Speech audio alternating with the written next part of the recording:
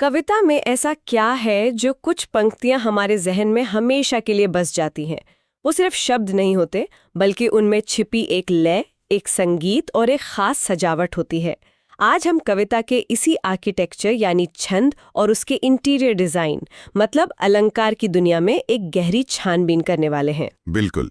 इसे ऐसे भी समझ सकते हैं कि हम आज एक कविता रूपी इमारत की नींव से लेकर उसकी सजावट तक के राज खोलने वाले हैं। और इसके लिए हमारे पास कुछ बहुत ही दिलचस्प विजुअल नोट्स भी हैं।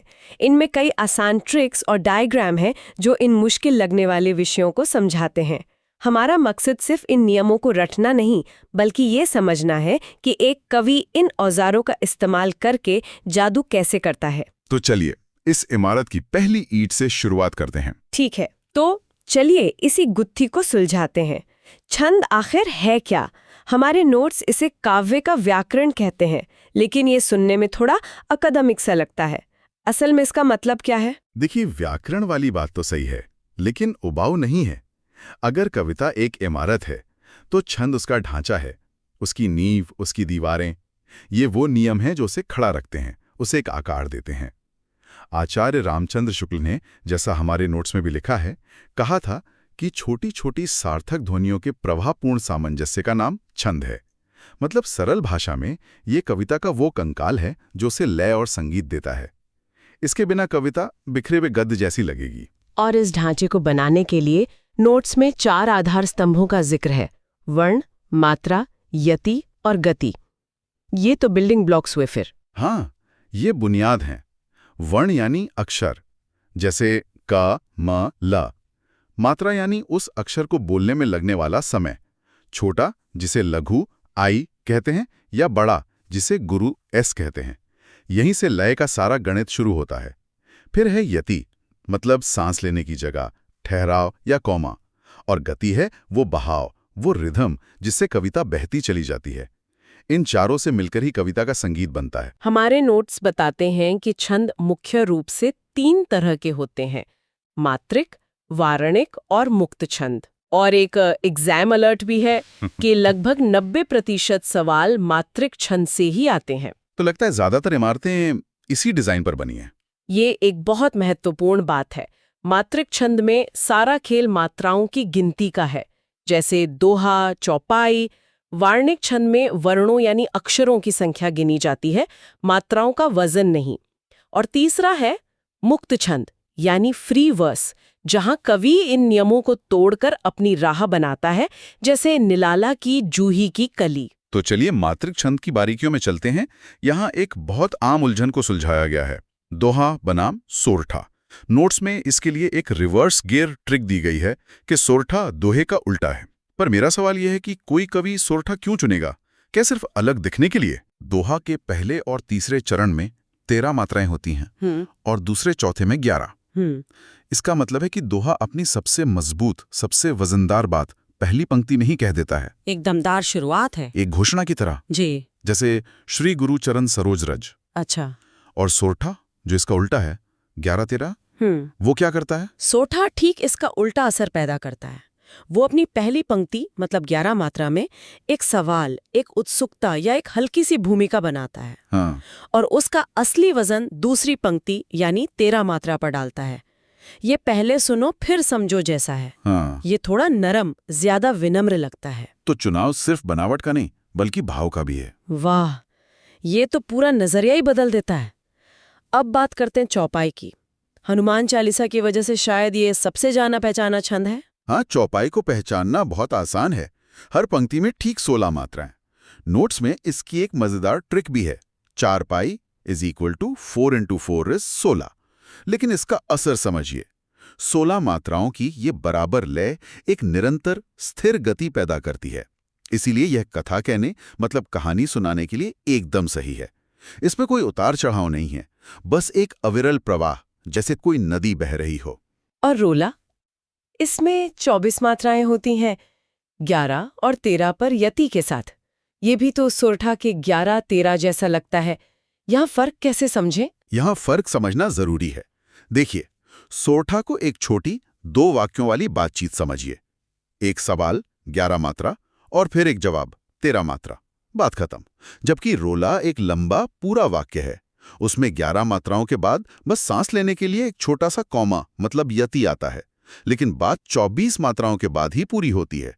ये ज्यादा विस्तृत और भव्य लगता है। तो कभी-कभी कवि सिर्फ एक छंद से संतुष्ट नहीं होते, उन्हें और भी बड़ा कैनवस चाहिए होता है।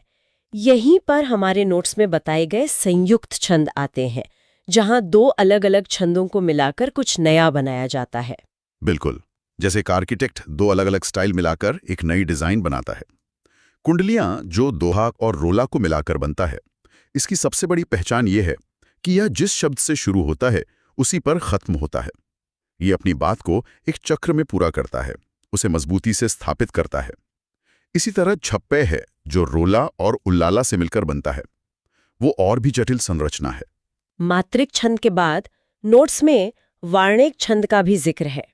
इसमें मात्राओं की जगह वर्ण गिने जाते हैं।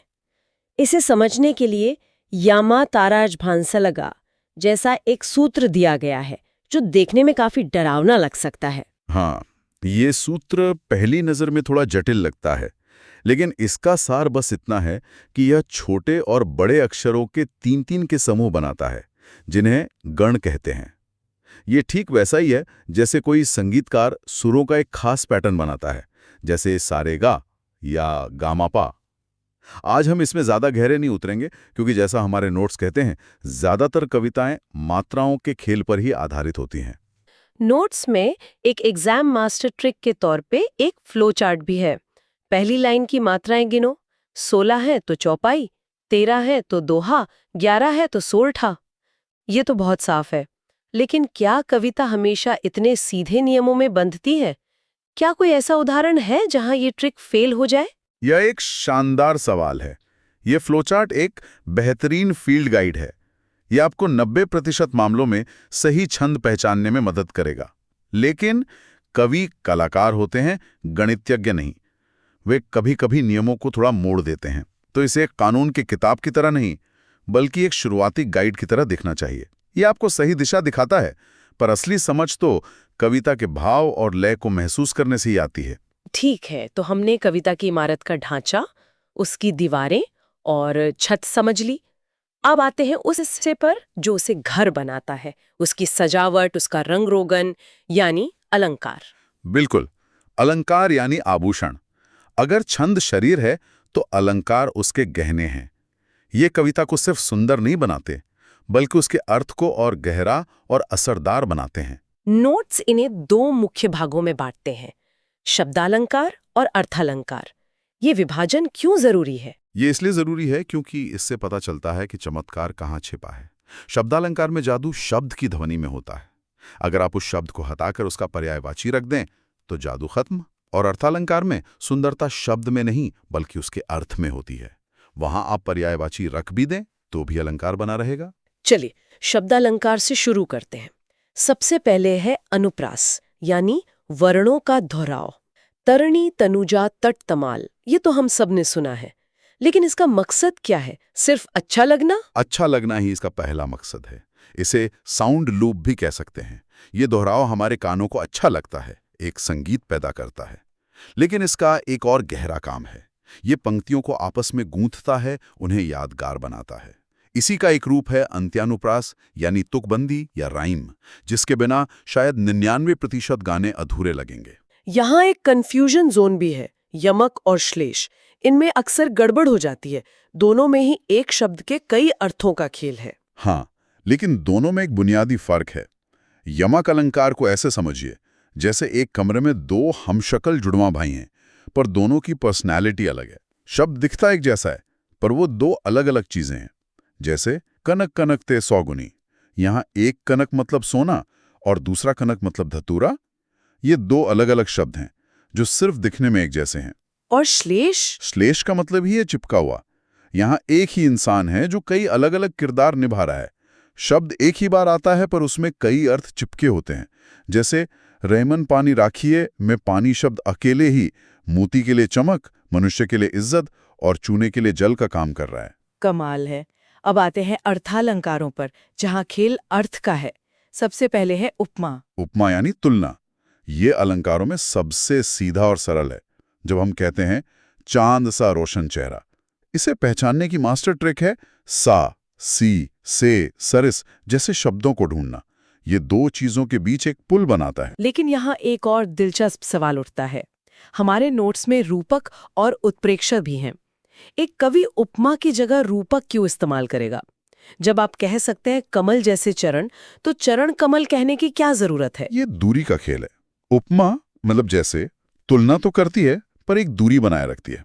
कमल जैसे चरण का मतलब है कि चरण कमल नहीं है, बस उसकी तरह सुंदर हैं। लेकिन रूपक यानी मेटाफर इस दूरी को मिटा देता है। जब कवि कहता है चरण कमल बंदो हरि राय, तो वो ये नहीं कह रहा कि चरण कमल जैसे हैं, वो कह रहा है कि चरण ही कमल हैं। यहां कोई भेद नहीं है, दोनों एक हो गए हैं। ये बहुत ज्यादा शक्तिशाली, तीव्र और गहरा भाव पैदा करता है। और उत्प्रेक्षा? उत्प्रेक्षा यानी इमेजिनेशन इन दोनों से अलग है। इसमें ना तो तुलना है, ना एकरूपता। इसमें कल्पना है, संभावना है, मानो ऐसा हो। इसे मनु, जनु, मानो, जानो जैसे शब्दों से पहचाना जाता है। मनुहु नीलमणि सैल पर आतप पर्यो प्रभात। यहां कवि दावा नहीं कर रहा, वो बस एक खूबसूरत कल्पना हमारे सामने रख रहा है कि ऐसा लग रहा है मानो। ये कविता को एक स्वप्न जैसा एहसास देता है। अब उन अलंकारों पर आते हैं जिन्हें समझने में मुझे सबसे ज्यादा मजा आता है, क्योंकि ये थोड़े फिल्मी लगते हैं।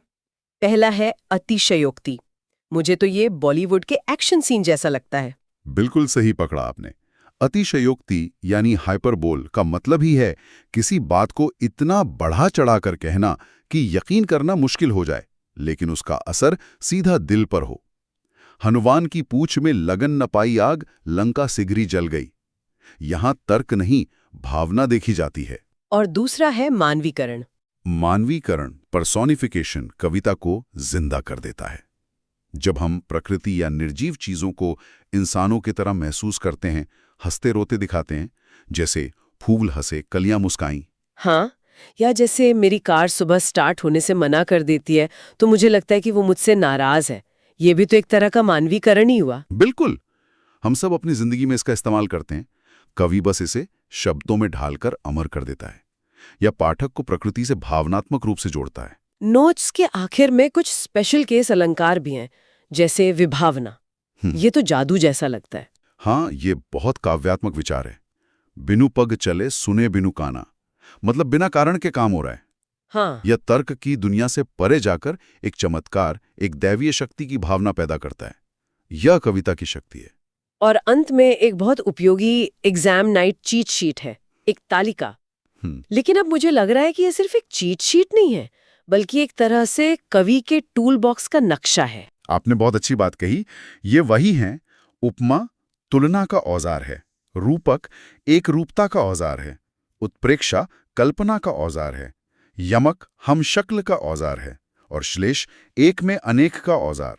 ये तालिका याद करने के लिए नहीं, बल्कि ये समझने के लिए है कि कवि के पास कितने तरह के रंग हैं अपनी तस्वीर बनाने के लिए। तो कुल मिलाके अगर हम अपनी इमारत वाली बात पर वापस लौटें, तो छंद वो मजबूत ढांचा है जो कविता को गिरने से बचाता है, और अलंकार वो कलाकारी है जो उसे एक बेजान ढांचे से एक खूबसूरत घर बनाती है।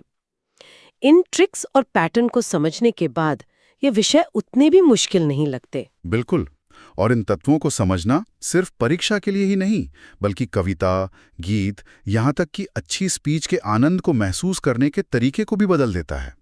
इससे कला की वो परतें खुलती हैं जो पहले शायद नजर नहीं आती थीं।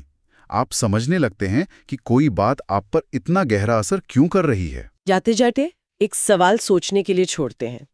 आज की मुक्त छंद या फ्री वर्स की कविता में जहां आर्किटेक्चर के पुराने नियम यानी छंद अक्सर तोड़ दिए जाते हैं, क्या आपको लगता है कि अलंकार का महत्व यानी घर का इंटीरियर डिजाइन और सजावट और भी ज्यादा बढ़ गया है, ताकि वो इमारत फिर भी एक घर लग सके, या फिर लय और तुक के बिना कविता अधूरी है?